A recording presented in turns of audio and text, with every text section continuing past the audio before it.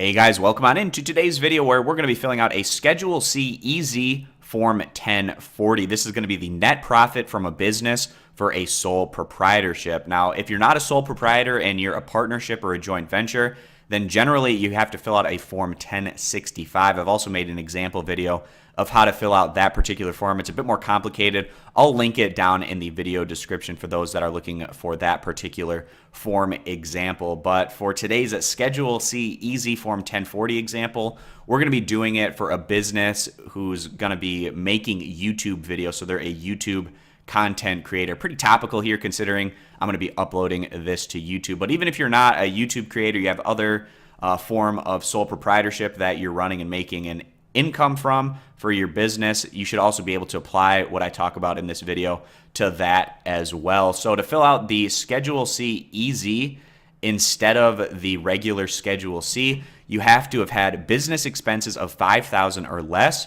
Use cash method of accounting instead of accrual accounting. And for most of you that are just running a sole proprietorship, small business, particularly out of your home, you're probably not going to be using accrual method of accounting. Just you're getting cash in, cash is going out. You're not doing accounts receivable and all that other more complicated stuff, depreciation, all that kind of stuff. So moving on here, did not have an inventory at any time during the year, did not have a net loss from your business, had only one business as either a sole proprietor, qualified joint venture, or statutory employee, had no employees during the year, do not deduct expenses for business use of your home. So just quickly, had no employees. That doesn't count if you, let's say you hired out contract work, that doesn't count as an employee. So if you hired out some extra contract work, don't worry about that. That doesn't count as an employee. And then of course, use of your home, you're not deducting that, then you're good to go here. Do not have prior year unallowed passive activity losses from this business and are not required to file a Form 4562 for depreciation amortization for the business. So if all of these apply to you and you can check off all those boxes, then you're going to be able to fill out this very simple Schedule C Easy. But if one of these applies to you, then you're going to have to go ahead and fill out the Schedule C. So working our way through here, right at the top, name of the proprietor.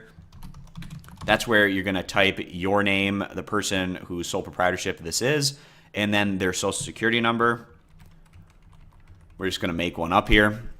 All right, moving on down here to Part A, principal business or profession, including product or service. So like I said, we're going to be doing an example here for a YouTube creator, and their principal product is going to be videos.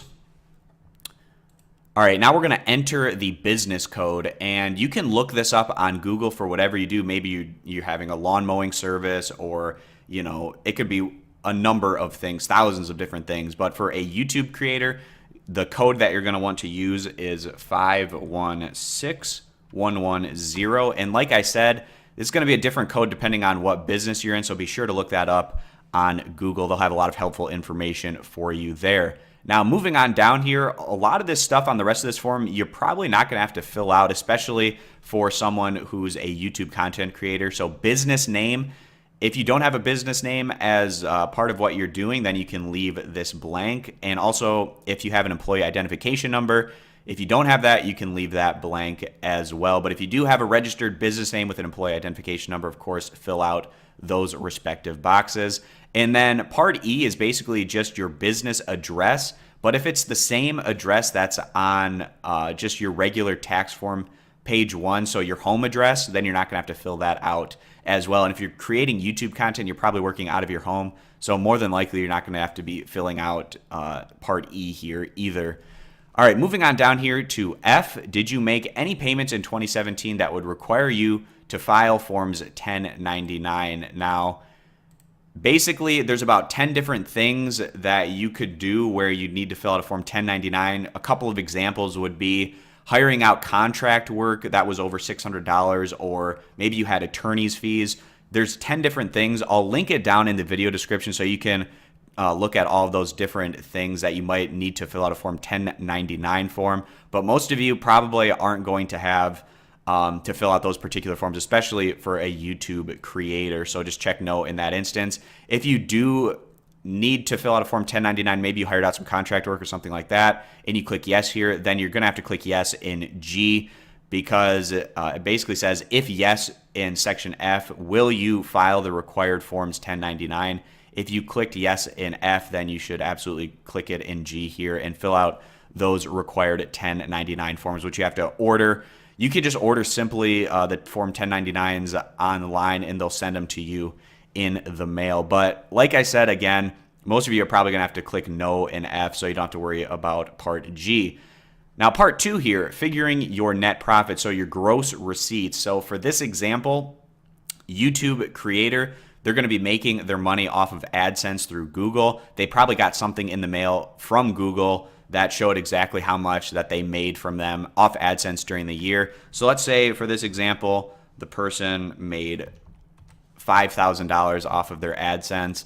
And then your expenses, that's going to be business expenses. So for instance, if you're making YouTube videos on your computer and you bought a new computer or a new monitor, a new keyboard, mouse, things like that, and you're only using that computer to create that YouTube content, then you could put that as an expense, for instance. So let's say this person, they have a dedicated computer that they're making all of their YouTube videos on, and they needed a new monitor and a new keyboard and a new mouse, and all of that together maybe added up to about $250.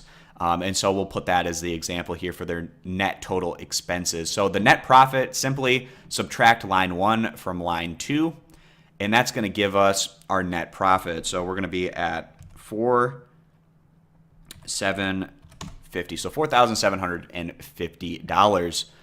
And that's pretty much going to do it there for part 2. And then part 3, it's basically if you have information on a vehicle that you have for your business. So complete this part only if you are claiming a car or truck for the expenses here on line 2. But if you're running a YouTube channel, you're probably not going to have a vehicle for your particular business, so you're not going to have to worry about that. But let's say you're in like the lawn mowing service and you use your car as part of your ability to get around to all of your different jobs and things, then you can go through and work your way through this. It's pretty simple. When did you place your vehicle in service for this business? So you write that in there.